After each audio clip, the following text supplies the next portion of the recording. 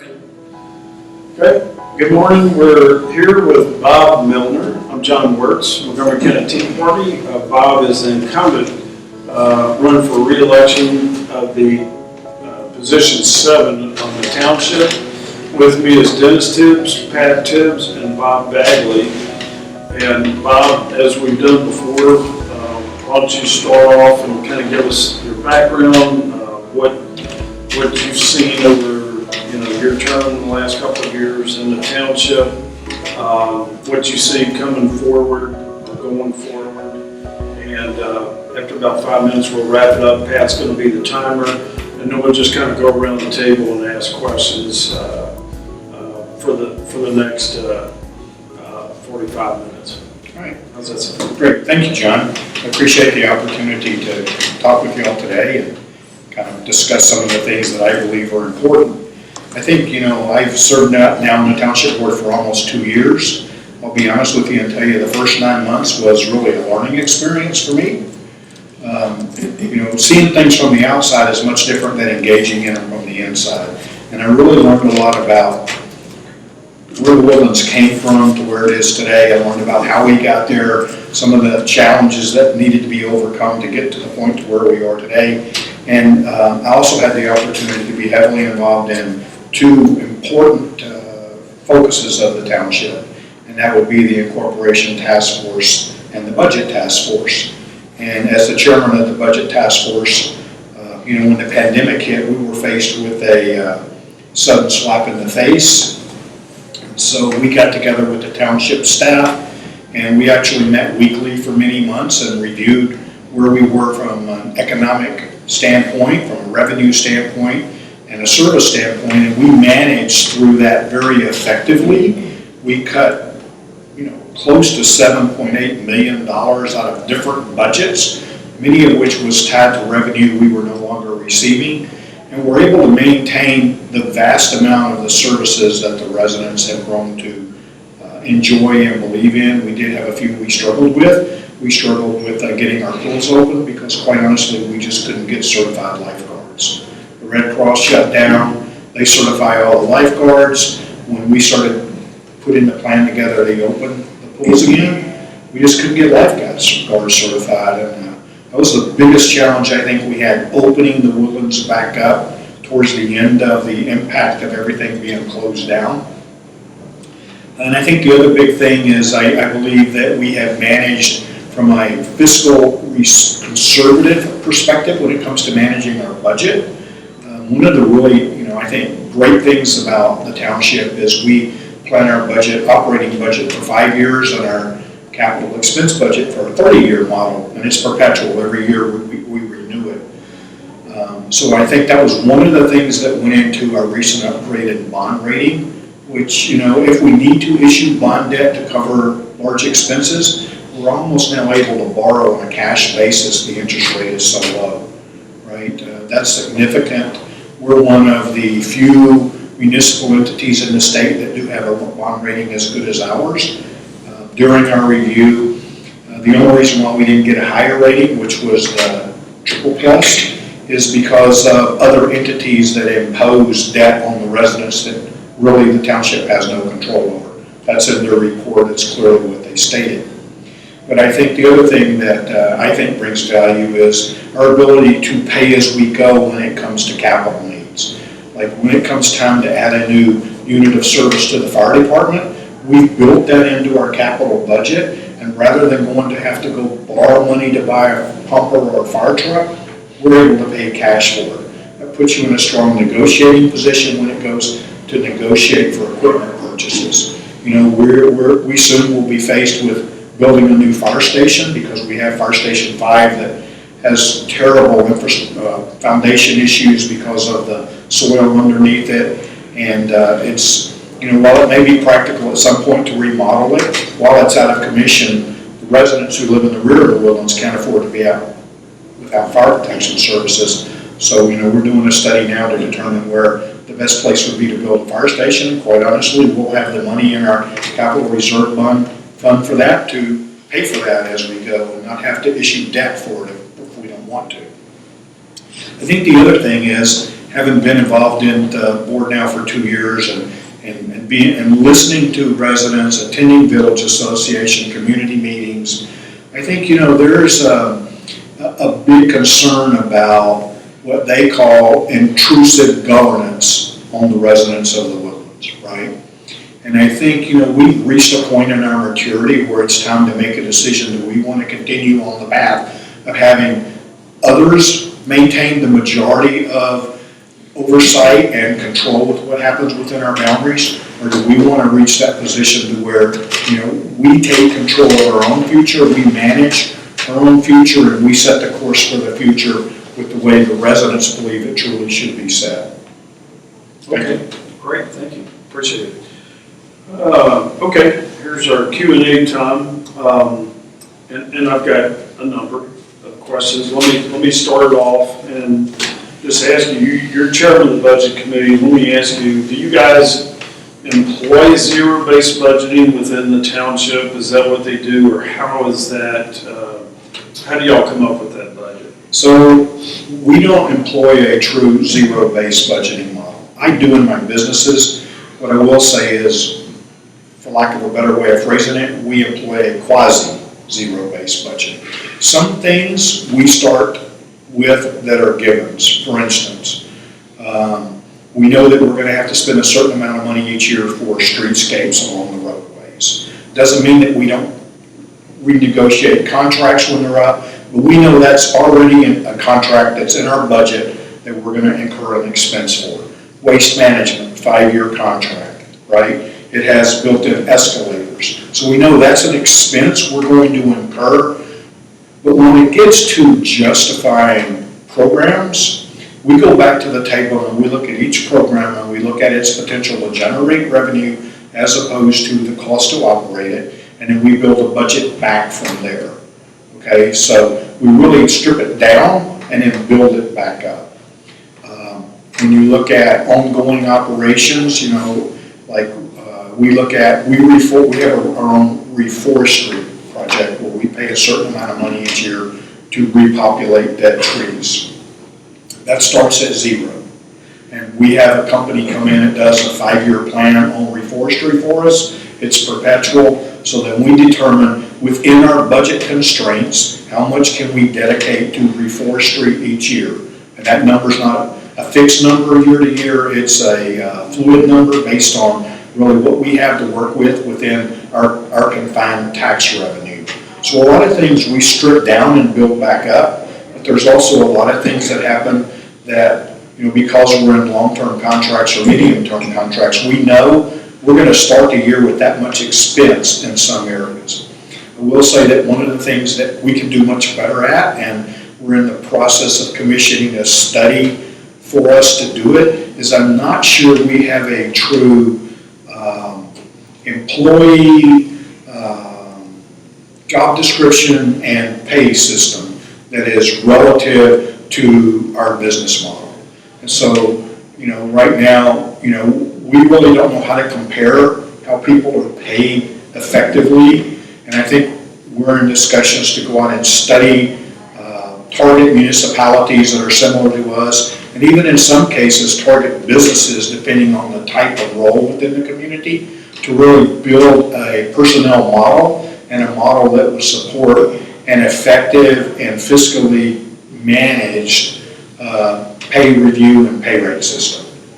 Just to be clear, in a yes or no, you're pro incorporation? Yes. Okay.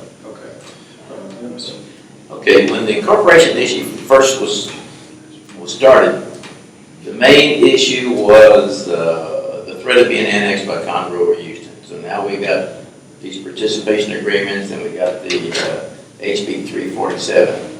Would you say that that threat is off the table? Or you think there's still some chance that it's an issue?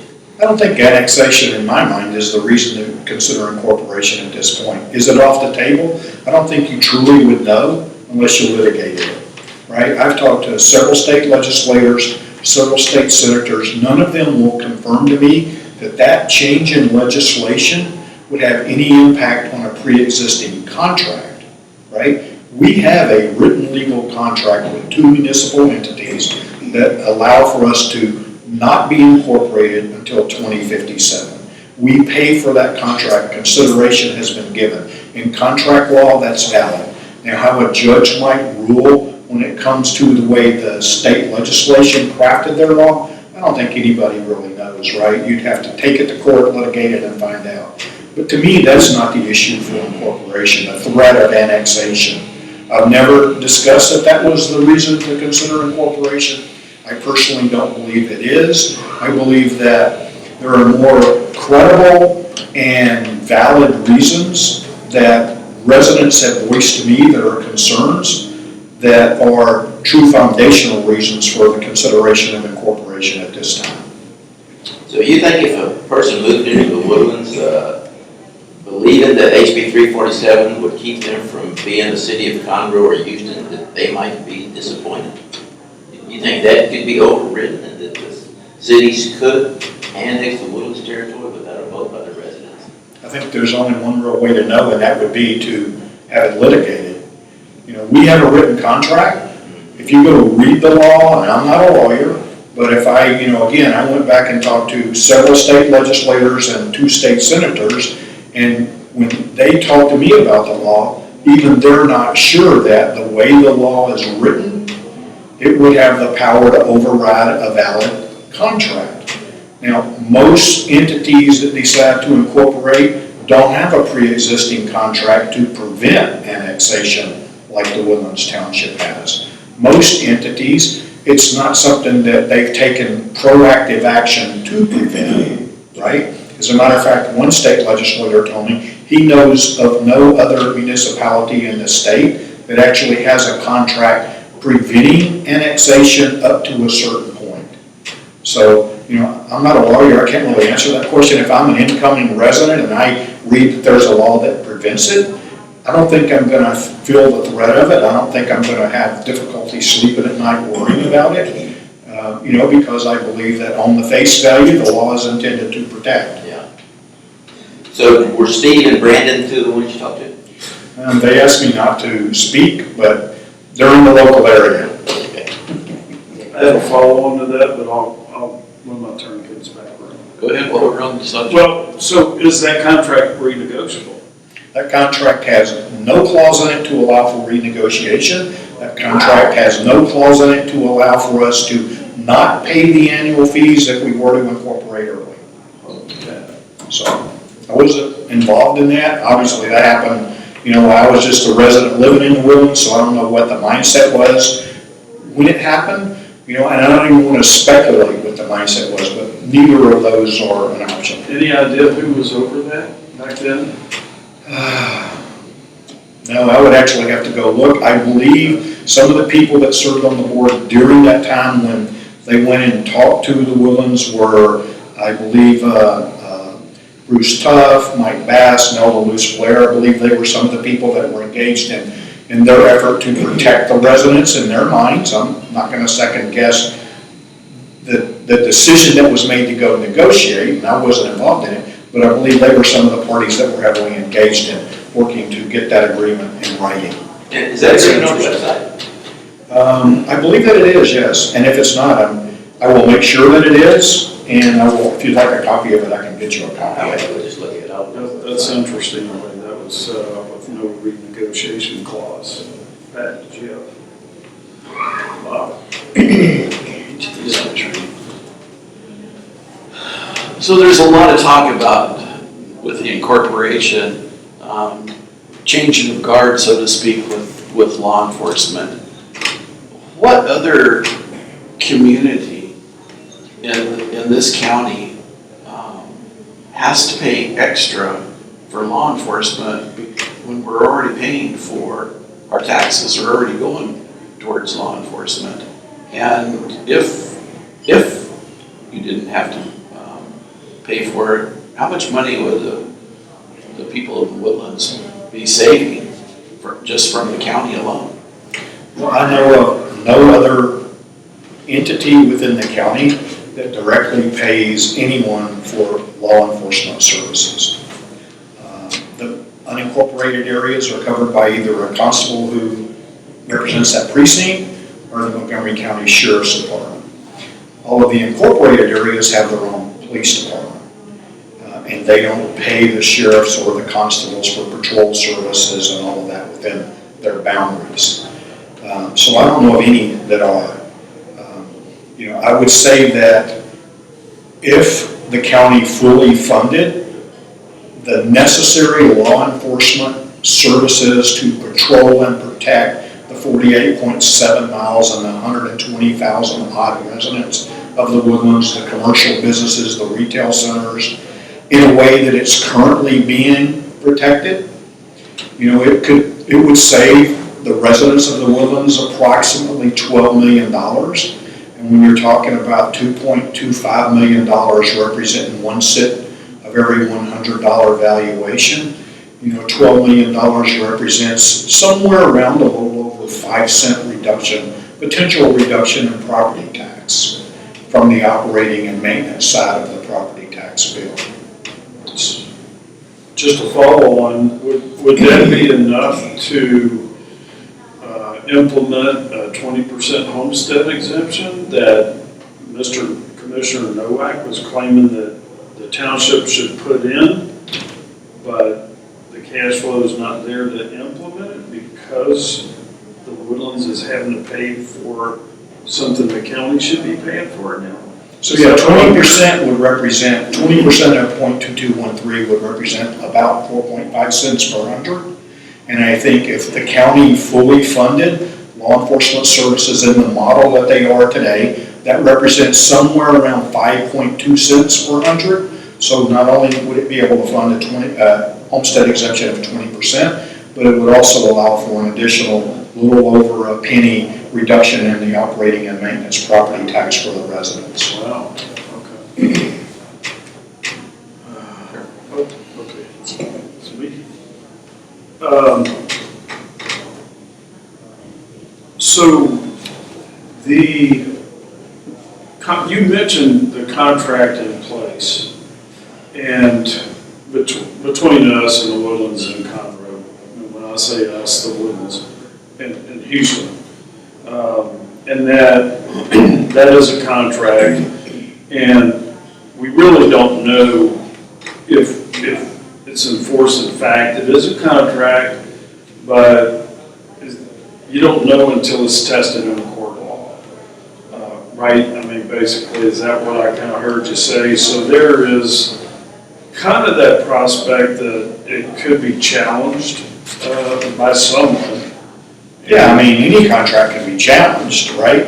A resident could actually challenge the validity of it if they wanted to get together a group of, 10 or so residents and file a class action, if you will, lawsuit against it to have a determination made. There is potential for that. I'm not saying that they would. I think the other thing when you think about the agreement, it's valid because there's consideration by parties on both sides, and that's what makes a contract valid, right? They agree not to annex. We pay them 1/16% of our sales tax to Houston and Conroe annually in consideration for them not to annex. I think there's another piece to this conversation that doesn't get discussed much, and that is, and I believe Commissioner Nowak brought it up at one of your events at Citizens Grill, and I think his comment was laws change all the time, and that's true. Yes, we had a group of legislators and senators who wanted to help, and they passed a law that they believe would protect annexation of the Woodlands without a vote by the residents.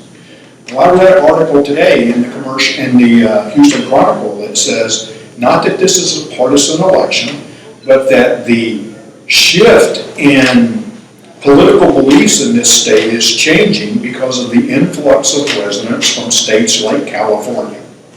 And if you look at the current makeup of the state legislature and the Senate this year versus 6 years ago, it's moving more and more towards a balanced representation. So that's not to say that at some point it would reach a point where someone might present legislation to change existing legislation, which happens every session when they meet. There is always at least one bill where legislation is passed to make changes to it. And as Houston, the city of Houston, which I'll speak on my behalf, and I believe most of the people who live in this county believe, it functions in a way that is much more less conservative and liberal from a fiscal and value standpoint than Montgomery County does. And if they continue to grow in the way they are, at some point, with a balanced state legislature house and a more powerful city like Houston, the ability to influence, I believe, could be there to change legislation. I'm not saying it will, I'm just saying you have to think about the opportunity costs and the risk in every decision-making process in something, and that is a valid risk. Okay, thank you. Yes. Kind of FYI, communities like mine, Montgomery Trace and Fish Creek, they do have contracts with the constables to come out there and make patrols in the area. If we incorporate, will the Woodlands have an ETJ?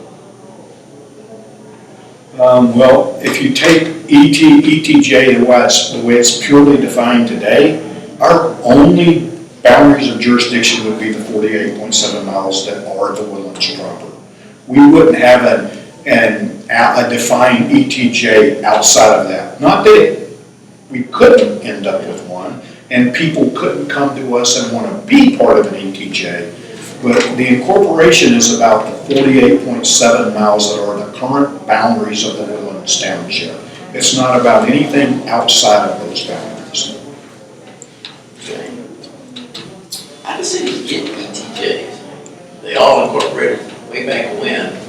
And do they all do that? They say the boundaries of our community name will be our city, and somehow we're going to claim some other territory as an ETJ?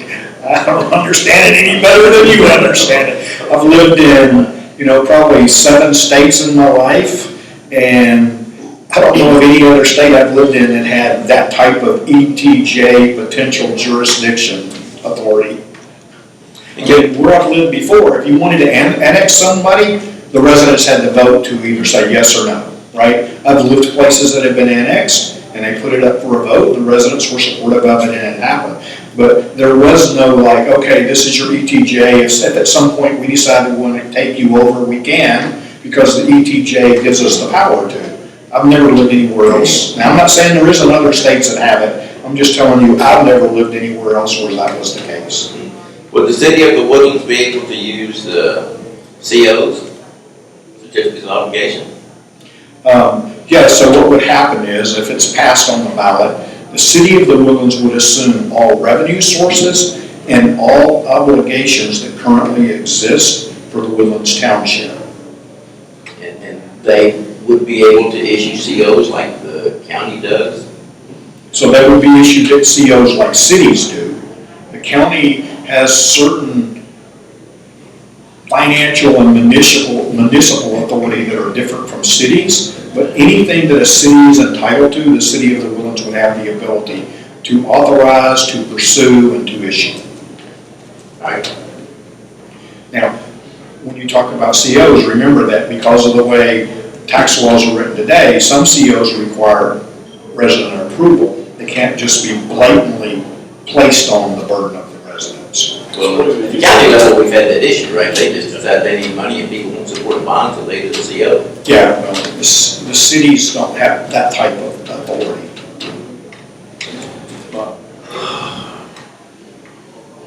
To your knowledge, do any of the township board members have donations coming to them for their campaigns from the developers and from commercial interests like the commissioners do that are not supporting? I can't speak for every township board member. I have looked at all of the ones that were there when I ran the first time, and I can tell you that those existing board members had no campaign donors on their campaign finance reports that were engaged with the developer or engineers or consultants, infrastructure engineers or consultants, or any type of municipal consultants that might have any potential for influence for future collaboration. I can tell you that I don't. I funded my campaign out of my own pocket the first time. I did have 2 friends that donated to my campaign. And then I ended up getting a donation from the Woodlands Firefighters Association post-election, and also the HAR PAC for Houston Area Realtors, Montgomery County. And I have received a donation. Well, I haven't actually received it, but I'm told that it's coming from the HAR Montgomery County PAC this year. They did their candidate interviews. They chose to endorse me. Along with that endorsement comes a donation. But again, other than a couple of friends, I'm funding my campaign again this year.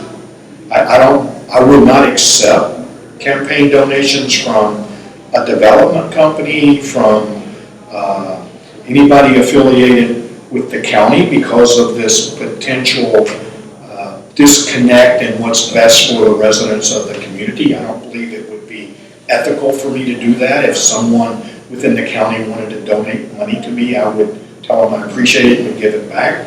I certainly would never accept any money from anyone who would have anything to do with any type of governance issues, municipal issues, infrastructure issues. Again, me personally, I think it's ethically and morally questionable if you're going to do that and represent residents, okay? And so I would never do that. The other thing I think you need to keep in mind is we're unpaid. We do this because we want to serve the residents. And I know that sounds puristic, but it's the truth. I mean, there are a lot more things some people on this board could do as valuable with their time that might monetize their life that they choose not to, right? And I think you have to look at what the heart of service is when it relates to the people that serve on this board. And I can tell you, if we were to incorporate, there's not one person on the board that believes that should change. That's why we're focused on the home rule doctrine, so that residents create their own constitution, just like we did in this country several hundred years ago, and they make the decisions on how it's ruled. And we all believe that the mayor and the council should remain unpaid. Do you see an issue with other elected officials that are protesting the incorporation getting funding,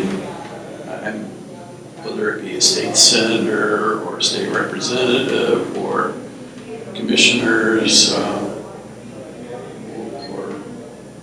anybody? Do you see that as an issue with them falling in line with the builders and with the engineers and the developers and taking a position? Because I haven't seen any elected officials other than y'all come out in favor. Everybody that I've seen has been against it, and they're all getting subsidized. So me personally, I think it would violate my ethical and moral values. I think that from a perspective, externally, it would seem there would be potential there to influence, okay? I think anytime money is involved, you have to question what the intent of the money is. And if you look at all of the hundreds of thousands of dollars being spent to fight this incorporation issue with misinformation, with misleading information, with corruption of facts, look where the money's coming from. And then the question you really should ask is, why are those people willing to spend so much money to truly protect the residents of the Woodlands? And I think that's the question you need to ask. It's hundreds of thousands of dollars. We have yet to see campaign finance reports for any of the PACs, but I can tell you that I have personal friends who have been told by all of them the goal is to raise between $500,000 and $1 million to fight this campaign. And I think if you look at the amount of money that's being spent in mailers and on social media and signs that are being placed in the ground with concrete pillars, there is no limit to the amount of money they're willing to spend to fight this issue. And there has to be more behind that than we truly care about the rights and the wishes of the residents. Should be coming out soon, October 2nd. That's a 30-day report. Yeah, right. So we'll see. Bob, can you elaborate on the one of the things that you see on all the signs, or two, is why grow government more than what it is? And what does that mean? From what I've seen, it's kind of the inverse of what really is going to happen, because right now you got all these muds, and Bob's been on mud board, is on mud board, was, and there's what, a dozen of those. You got 4 commissioners, you got a judge. What is that, 16? And you actually, all the other mud members that are part of that, they all get compensated. And you're reducing it, if you go to incorporation, my understanding, it reduces down to 6 city council members, including the mayor. How is that growing government? I haven't figured that one out yet. Okay, so like you, I struggle with the narrative that's out there.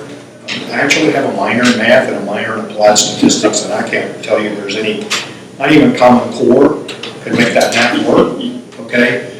Anytime you take less to do something than you started with, you're reducing, right? So without even considering the number of mud directors that are engaged in the process, if you just take into consideration 11 MUDs, 4 county commissioners, right? 4 constables, a county judge, a road and utility district. Just at the minimum, you're talking about more than 20 entities that are engaged in oversight and authority of the Woodlands and the residents of the Woodlands. If you are able to eliminate all of that, and let's leave the MUDs out for a minute, because as a board of directors, we actually can't take action to do anything with the MUDs. Only an elected council could do that, right? So let's leave them out, but you're still eliminating 20-odd people that are engaged in making decisions for the Woodlands Township and its residents. And you're placing all of that responsibility in one governing authority that is defined again by a constitution that residents develop and vote on, not something that's been placed on them by a mayor and 5 council members. The other thing to remember is that in that type of government structure, the mayor actually has no power. Only the 5 council members have the ability. The mayor would only have a vote if we had an even number of council members sitting at the dais to break a tie. So I think that's important to understand. The other false narrative about this is that we're trying to do this to pad our pockets, okay? I'll reiterate, we're unpaid, and we all have agreed and are happy to put it in writing that if we were to incorporate, we would not only want to remain unpaid, but we would encourage the residents who draw up the charter and the Constitution to put a clause in there that the council paid. And I would take it one step further and say that the only way a mayor and council could in the future be paid would be if the residents chose to put a referendum on the ballot. Not if the council and the mayor chose to put something on the ballot. But if the residents feel like they want to pay them, then let the residents be in control of that decision and no one else. Okay. About the law enforcement and other staffers you might need, does the Woodlands pay the same salaries to the sheriff people in the township that the other deputies get? And once we incorporate, would you be competing with the county and the other cities on the basis of salaries offered for those staff people? So currently under our existing law enforcement agreement with the county, we reimburse them for all expenses that they incur for the officers that work in and patrol the Woodlands. So it's a one-to-one reimbursement. We pay for all of their benefits, we pay for all of their equipment, and all of the vehicles that are used within the boundaries of the township to support law enforcement. And this is what the county should be paying now, not the Woodlands, correct? Well, yeah, I mean, at the end of the day, the state constitution says that the county has the responsibility to to provide for law enforcement services in unincorporated areas. And that's 14 million. And that's, between the two counties, it's right at $14 million. Sorry. And the township has no say in what individual salaries or benefits are? No, It's all up to the county? No. I think the other piece of that is if you look at our model for our fire department, which is recognized as one of the top fire departments in the country, I think it's a very effective model that both our fire department members would agree is effective for them, but also effective for us. Yes, we offer a little bit higher pay. We also provide some better benefits, and we care about their health in ways that maybe other municipalities don't. And I think because of that, we attract a very high caliber of applicant for our fire department. You don't become a #1 fire department in the country without those people. It's not anything the township did, it's the fire department and their team. The same model would be applied to law enforcement, right? And I think the other thing that is imperative is, there's this thing out there that says, well, one of the studies says you never negotiated with a union and you don't understand how civil service works. Well, our fire department is not a union, they're an association, right? And we don't plan on having a police union, we plan on having a police association. And we can't make a decision on civil service, and the people we hire can't. Only residents could approve the civil service being implemented within city governance, right? It doesn't come from council, it doesn't come from the people we hire. That's something the residents would have to say, hey, we want to put civil service in. Again, it would be up to the residents, not to us. But I would say that the attractiveness of working for a municipality who has a proven fire department model, and many times those are the two things within a municipality that are treated so differently, right? And it causes consternation within city governance. I think our proven model with fire department and our voice that says we're going to build a law enforcement model that is very similar to that type of program would allow for us to attract a very high caliber individual. It's generally believed that when police officers go from one department to another, to a city, to a county, that they carry their benefits and seniority. Is that true?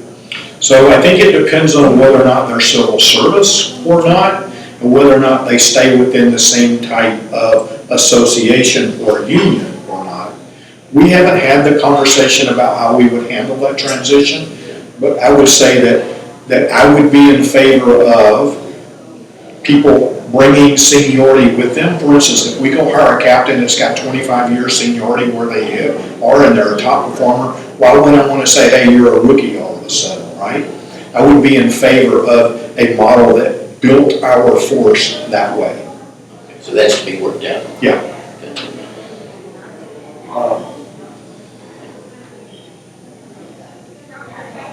Mr. Bagley. I was going to address the 401ks that was brought up last night about with law enforcement, but again, it's dependent upon that they may not have the same.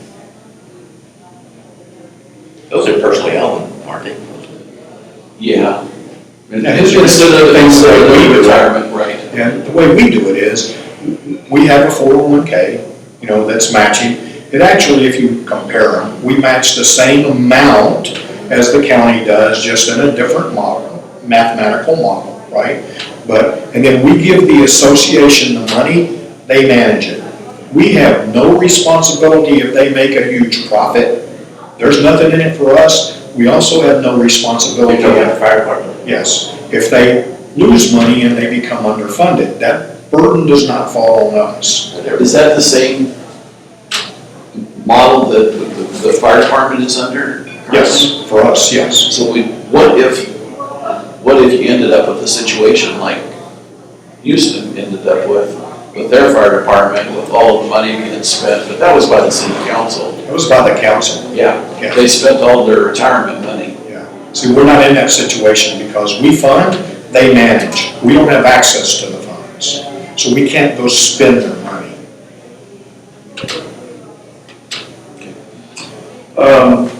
In the other category on our questionnaire, third third question down. It says the Woodlands is basically built out, except for some land held by Howard Hughes Corporation. And the question was, are you concerned they may use that to build multifamily housing? And part of your answer was, well, there's 700 acres remaining that they own. And I kind of plotted a lot of that, of their plats from the MCAD, and a lot of it is in the township area, but there's also a lot along the major thoroughfares like Woodlands Parkway and Research.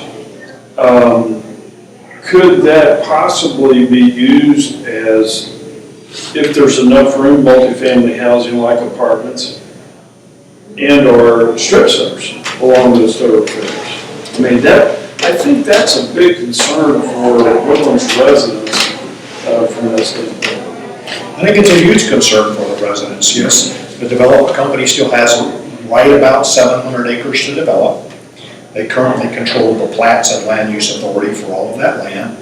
That piece of the land that they own that's within the confines of what's called town center, in my mind, that development strategy is a development strategy that is unique and quite different from the development strategy for pieces of property that are either around the outskirts of residential areas or within the residential areas. There's a lot of research that shows that high-density, multi-use urban development inside of urban centers, like town center, bring a lot of value per square foot from a density perspective. Now, there's a lot of debate whether it has true impact on traffic or not, so I'm not going to get into the inside the town center area. In my mind, if you build an apartment complex that has 450 units, as opposed to the number of residential homes you could still build on that footprint, you're going to have more cars than you are from the homes, okay? But I can see, like at Hughes Landing, where they bring value. They bring a lot of people to live in one area. They have resources such as restaurants and amenities and stuff like that. But once you move away from that urban environment like the town center, in my mind, it presents a very negative potential for the residents. If we continue to build high-density projects on the outlier roads of Research, Gosling, 242, even 2978 in a few areas, all of that traffic is going to be forced into the current Woodlands thoroughfare plan. Those roads aren't built for that much density traffic in those small confined areas. And that was never the plan of Mr. Mitchell to do that. And I think, again, at a recent event that you held at Citizens Grill, Mr. Nowak got Mr. Carmen up to talk about it, and I think he admitted that their plan was to build very high-end, in his word, multi-unit apartment complexes. Very nice ones, I think, was also one of the words he used. Not college kids. Not college kids. And to me, that sort of is a compromise of two things that were Mr. Mitchell's vision. One, preservation of green space, because when you build an apartment complex, it's practically impossible to keep a tree, right? And the other thing that it affects is water, subsidence, and flood mitigation, which requires a lot of infrastructure to be invested in by the MUDs to support high-density projects, okay? So I think those are two key issues you need to think about when you think about where the development of high-density projects are. Can I do a quick follow-on to that? So you talked about added traffic, and there's discussion now of Commissioner Riley and other commissioners approving the Woodtrace road cut through, which used to be Woodlands Parkway Extension, just several hundred feet to the south of that, and overloading the Woodlands Parkway. And Commissioner Nowak last night at a forum at the South County Center said, well, we'll just widen those roads. We'll widen the Woodlands Parkway. That is also concerning, I think, to me and to citizens too as well. to overload those roads. And is that what you were talking about, that the road system, it'd be hard for them to handle, it would be hard for the roads to handle all that traffic? Not just from the residents, but past through. Oh, yeah, completely. And I think, the comment made last night by the commission where we would just widen Woodlands Parkway flies completely in the face of the residents who voted against the road bond issue in 2015, right? As a matter of fact, the people that live in that Woodlands Parkway area, Starland Bridge, 82% of them voted against the road bond. And a little over 70% of the residents did. So now, basically what you're saying to the residents is, yeah, we heard what you said, but we don't really care, because if the road does what we intend for it to do when we build it, our only option will be to add lanes to Woodlands Parkway and make it more of a thoroughfare, right? So if you think about the communities that are built along Woodlands Parkway, think about the communities that are built around the lake, the more you make Woodlands Parkway a thoroughfare, the less attractive those neighborhoods become to potential buyers. And devalue. It has the ability to devalue. I can't see into the future, but not that I think we will be in 1960, but I have friends that live in Champions and live in Northgate, and their homes have been devalued because the increased widening of 1960. And they live down in an area that doesn't have a lot of impact from crime like the intersection at 45 and 1960, but they're still affected by the pass-through traffic that widening of 1960 was intended to provide for. Studies show that anytime you increase lane traffic, you increase the number of traffic accidents and the potential for increased crime from external people outside of the community. Okay, there are tons of studies that support that. Okay. Many muds have dead loads that are 2 or 3 or 4 times what other muds have. So is there a plan to transition those muds into the city umbrella? Or can you take one mud now and one mud later, or are they all going to go in a basket and hope that all the benefits average out to be fair? So nothing's been decided. I think there are several models you could consider. One being what you mentioned, where you would consolidate muds that have zero to low debt into a city water municipality and continue to consolidate as debt is lowered, or to the point where maybe you reach a point of debt where it might not have a negative impact on residents. I think the other model is you could consolidate the muds, bring them into a water municipal service, and rather than having a property tax assessment to residents, you could create a usage fee. So those who use a lot of water, the rate would be the same for everybody, but if you have a big home and a big pool and sprinklers, watering a large lawn, your water bill is going to be significantly more than someone who lives in, a lot that is 9,000 square feet and doesn't have a pool. Today, every resident within a MUD who pays a property tax pays the same amount of rate regardless of water usage, right? Now, yes, the value of the homes is different, so the total dollar amount they pay is different. But I think there's a couple of different models. Nothing's been finalized. I think that Don Norrell did a really good job of presenting options at a previous board meeting, I think in August, maybe end of July, right in that time frame. But honestly, it hasn't been a focal point of conversation with relationship to incorporation, because it's not anything that we as a township board can do. It's not anything that we see doing imminently upon incorporation if it was to pass on the ballot. And I think it's something more to let residents and the city council be engaged in that decision on how they want to handle that potential consolidation and integration in the future. But the MUDs each have their own tax rate, right? So yes, they do. Pay the township rate plus they pay the MUD rate. Yes, they do. And under incorporation, they would pay the city rate plus the MUD rate. Yes, they would. It would stay the same until such point that the city made a decision on how they wanted to bring the MUDs into a city water municipality. And could the city bring in some MUDs and not bring in others? Yes, they could. I guess that's a where the difference would be. Yeah, I think, you gotta look at what is the best model from a service perspective and also from a resident perspective, to do it the right way in my mind. If I served on the council, that's the approach I would want to take. Seems complicated. It is complicated. It's probably something that would require somebody who understands it better than I do to break it down in a model to where, I'm able to really then understand the impact of the decision. So, So last night, discussion was brought up at the community center about the possibility of developers developing more high rises. And we've touched on that a little bit, but they talked specifically about one location, that's where the old Randall's was at. And that Randall's still owns that building.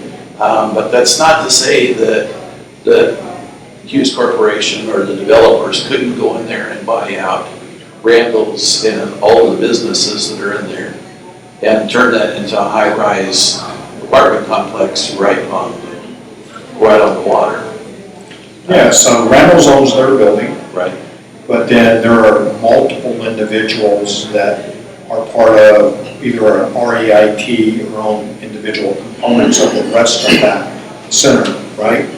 I think, if you look at the current businesses that are still, I won't say thriving, but surviving in that center, they're in a very stressful situation.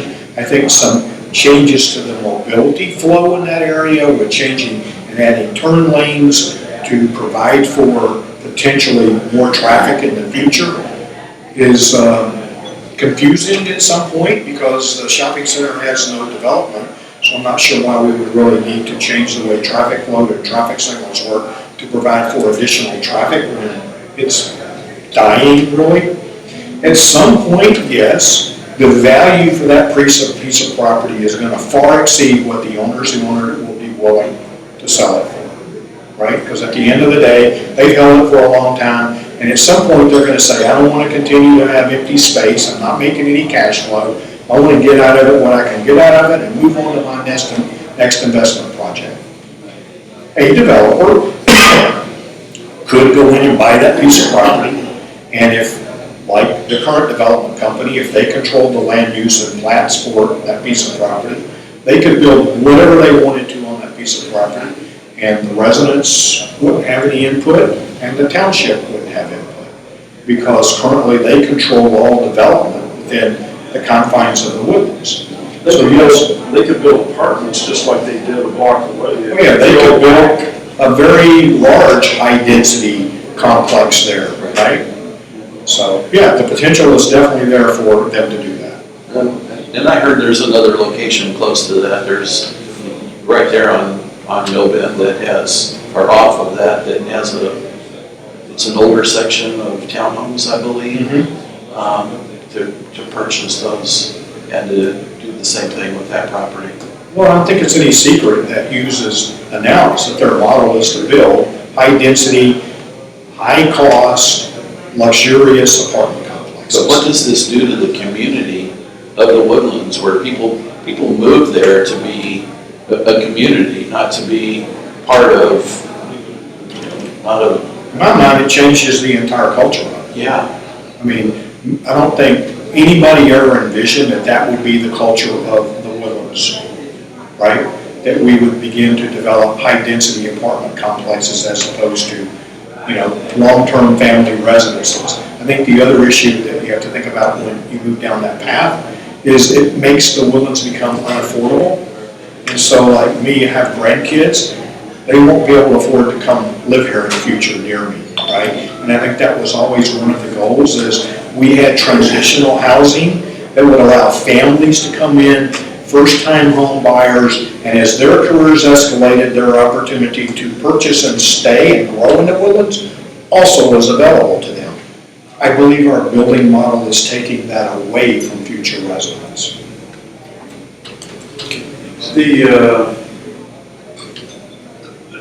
So the Woodlands vote to incorporate, this was a question whether tax obligations to the county be reduced, remain the same, or increased. and you said that the tax obligation would not change, but shouldn't that go down? Just kind of, okay, we're paying Woodlands taxes now, and the obligations to the county should go down accordingly. Do you not have faith in the commissioners to drop that rate, or are they so hooked on spending and the amount they paid for their salaries now, which I think is up to $186,000 a year for all the commissioners? I know the judge is not at that level because he refused it. He refused it and dropped it. So can you weigh in on that? Yeah, so property tax that we pay the county would change if we incorporated. They would continue to get the same amount of money.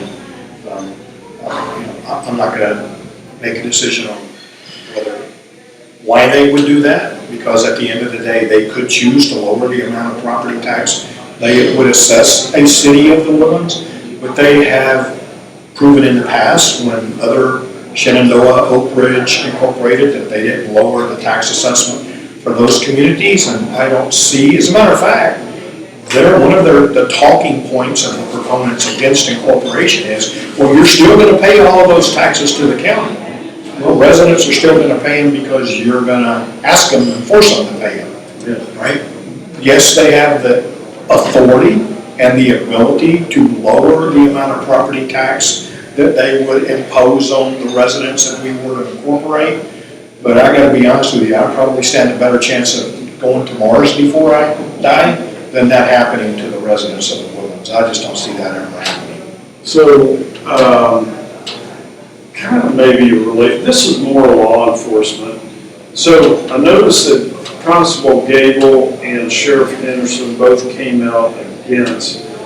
Can you venture any reason why that is? I mean, I realize that Constable Gable would, like Commissioner Nowak, would lose a lot of their territory oversight from that standpoint, and may in fact be neutered from that aspect.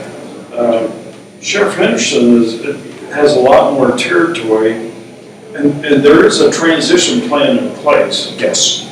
And can you elaborate on that? And Commissioner Nowak actually alluded to, he was concerned about keeping these deputies employed, like a full employment plan. He actually said that.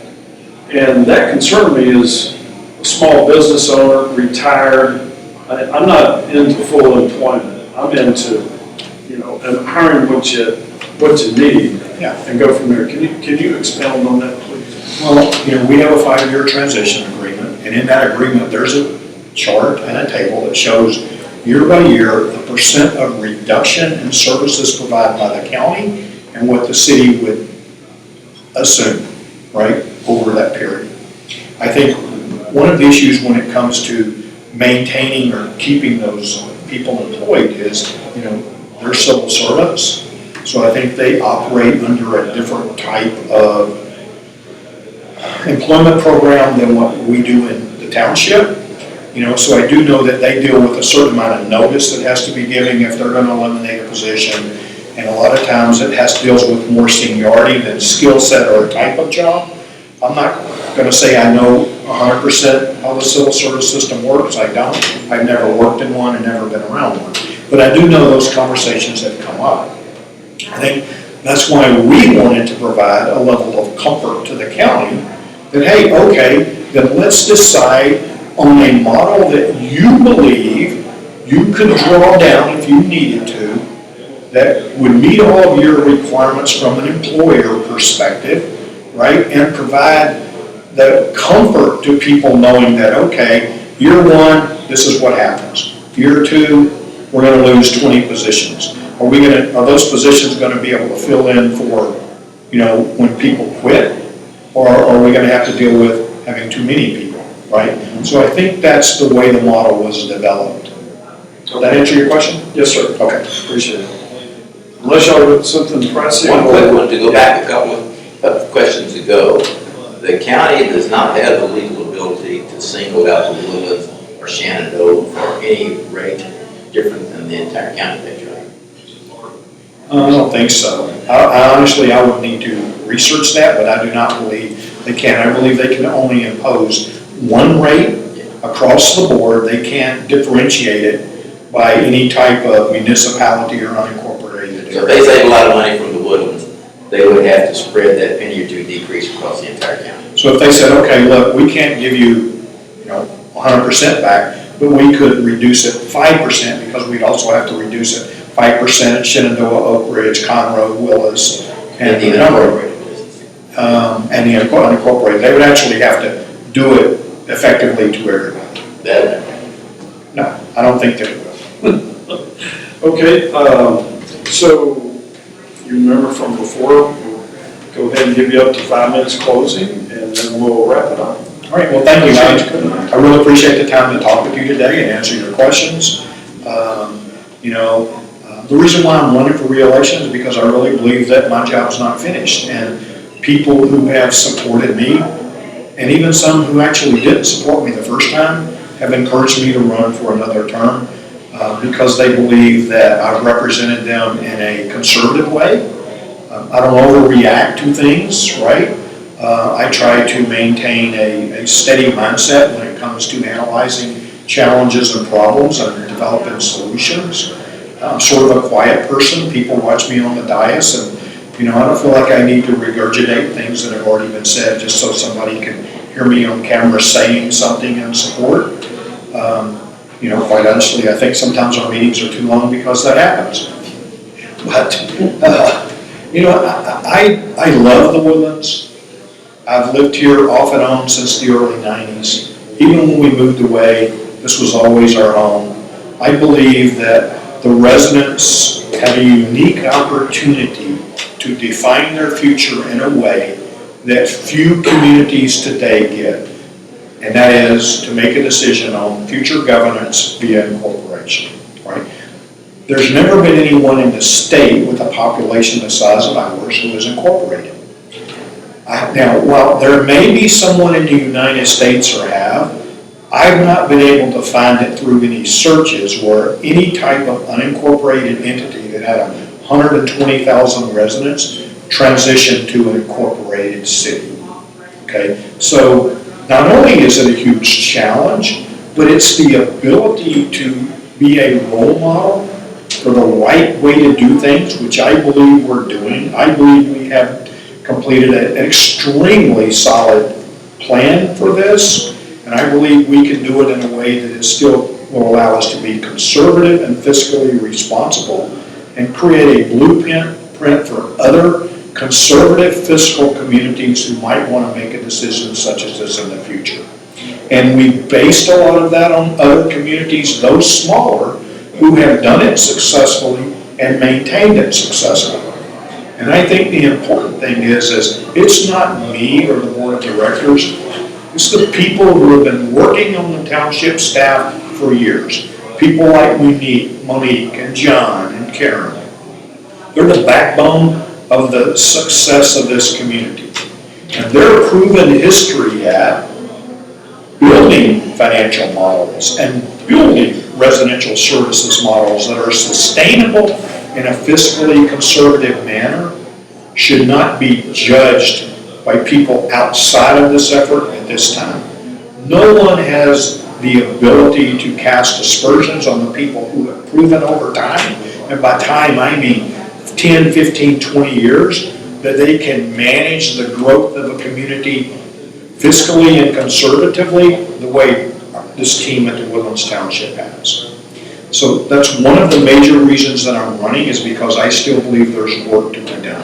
And I believe that what I bring to complement the board when it comes to thought, when it comes to modeling experience, financial modeling experience, brings value to the decision-making process.